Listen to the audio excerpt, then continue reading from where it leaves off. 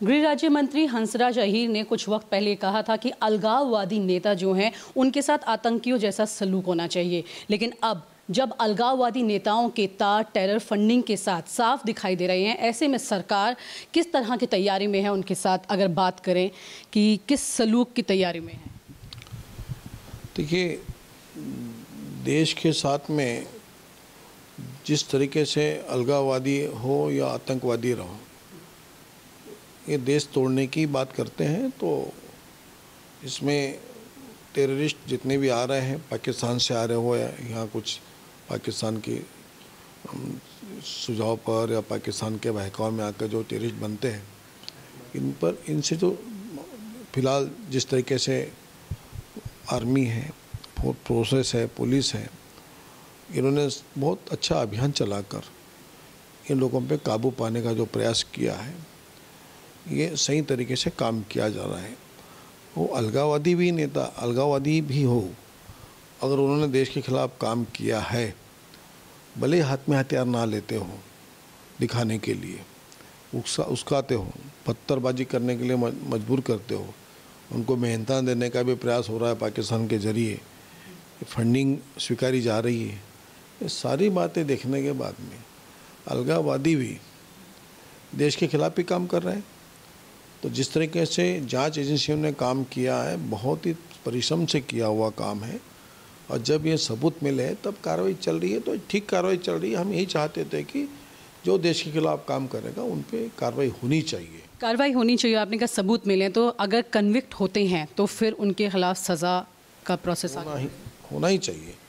अलगाववादी ने गोली चलाई, हमारे लोगों ने गोली से जवाब दिया और देते रहेंगे।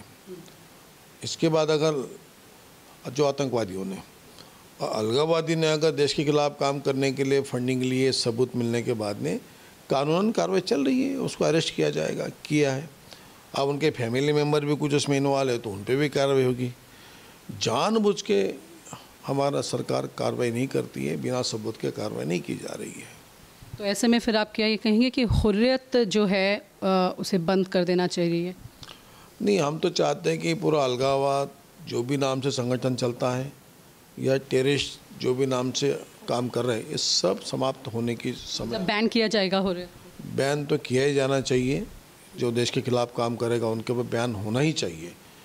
अगर कोई संविधान के दायरे में आकर कोई संगठन बात करती है, हथियार रखकर बात करते हैं, तो शायद उसका स्वागत भी कर सकती है सरकार। हमें कश्मीर को किसी हालत में वहाँ के नागरिकों को, वहाँ की जनता को सुरक्षा भी देनी है, वहाँ शांति भी देनी है, हमारी जिम्मेदारी है। केंद्र सरकार की बड़ी जिम्मेदारी है। वहाँ की जो राज्य सरकार जीती है, लोकतंत्र से जीती है, उन्हें भी हमें मदद करनी पड़ेगी, उन्हें भी वहाँ की जनता को सुरक्षा देनी है। इसीलिए जो भी बंदूक चलाएगा, बंदूक की बात करेगा, जो अलगाववाद की बात करेगा, उस पर उनके तरीके से कार्रवाई होनी चाहिए। हुर्रियत को बैन करने के बाद तो बहुत ही बुरे उसके रिजल्ट्स आ सकते हैं कश्मीर में, आपको मालूम नहीं, अभी हमें ये बात नहीं सोची ना की है, लेकिन हुर्रियत के नेताओं की अरेस्ट करने के बाद में ये आवाम को पता चल चुका है कि इनमें भी देश के प्रति प्रेम कम है, और इन्होंने पाकिस्तान से फंडिंग लेके यहाँ पे अशांति फैलाई है। जो बरसों से 25-30 साल से कश्मीर में अशांति फैली है, वहाँ के पूरी जनता परेशान है, देश भी परेशान है। वहाँ के बच्चों की पढ़ाई गई है, रोज़गार गया है, धंधे गए हैं, और जिस तरीके से पाकिस्तान ये अशांति फैलाकर वहाँ पर टेररिस्ट को भेजता है या फंडिंग देते हैं, और जो कल तक कभी हुर्रियत के लोगों पे जो इल्ज़ाम नहीं लगे हैं, वो भी इल्ज़ाम लग चुके हैं, वो प्रूफ आ चुके हैं।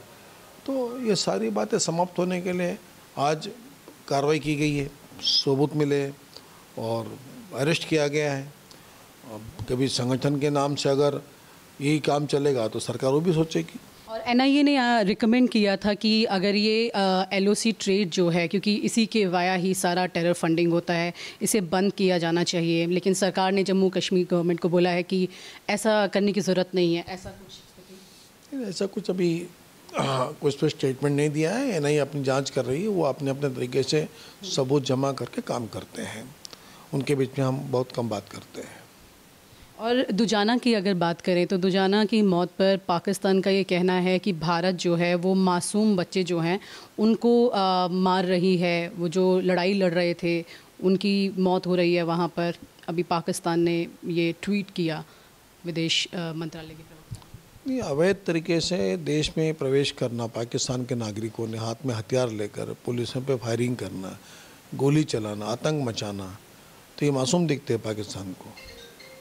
पाकिस्तान अपने कुछ भी बयानबाजी करे, हमें अपने देश की रक्षा करनी है।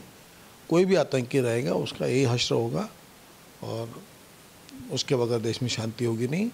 और इसके बगैर में कश्मीर इलाके में वहाँ की जनता को हम शांति दे नहीं सकते। वहाँ अमन चाहिए तो वहाँ बंदूक रखनी पड़ेंगी आतंकियों को, तभी वहाँ अमन होगा, लोग अच्छी ज़िंदगी जी सकेंगे। और दुजाना के मृत शरीर को भारत ने पाकिस्तान को देने की बात की, वो बातें चलते रहती हैं। कोई जवाब वहाँ से उनका? अभी कुछ पता नहीं, कुछ कोई जवाब नहीं। पता नहीं, मुझे कुछ जानकारी नहीं मिल पाई अभी तक। तो भारत सरकार का सीधे सीधे ये सख्त रवैया है कि अगर अलगाववादियों के ख़िलाफ़ जिस तरह की एक ये कहें कि जंग अब इस कागज़ी कार्रवाई के साथ शुरू की गई है, इसे अंजाम तक ले जाने की पूरी कोशिश भी की जाएगी। कैमरामैन राकेश रावत के साथ विनीता यादव, न्यूज़ नेशन, दिल्ली।